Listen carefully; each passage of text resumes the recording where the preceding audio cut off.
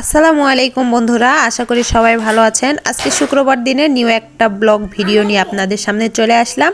তো আশা করি সবাই পুরো ভিডিওটা দেখবেন। তো চলেন ভিডিও শুরু করা যাক। তো এই যে আমি চলে আসলাম ছাদে, আপনাদের সঙ্গে কথা বলতে বলতে ছাদে চলে আসলাম। তো এখানে আসছি এই যে পুঁই শাক নেওয়ার জন্য। আজকে সবজি মূলত কিছু নেই, এই জন্য ভাবলাম যে ছাদের উপর গাছে টবে পুঁইশাক আছে, পুঁইশাকগুলো নিয়ে এসে রান্না করি। অনেক বড় বড় হয়ে গেছে, তো আমরা দুইজন মানুষ, এগুলো হলে হয়ে যাবে। আলহামদুলিল্লাহ অনেক সুন্দর হয়েছে, অনেক সুন্দর, কি সুন্দর টপ টপে করতেছে পুঁইশাকগুলো। আর টাটকা সবজি খেতে মজাই আলাদা, এই জন্য। আর এখানে কিন্তু ভিডিও করতেছে আমার ছেলেকে বললাম বাবা একটু ক্যামেরাটা ধরে থাকো।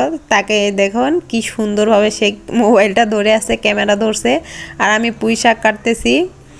তো যাই হোক, ছেলেও আমার বড় হয়ে গেল, ক্যামেরা ধরা শিখে গেছে, মোবাইল ধরা। তো এখানে অনেক সুন্দর হয়েছে আলহামদুলিল্লাহ। তো যারা যারা খেতে চান অবশ্যই আমাদের বাসায় চলে আসবেন।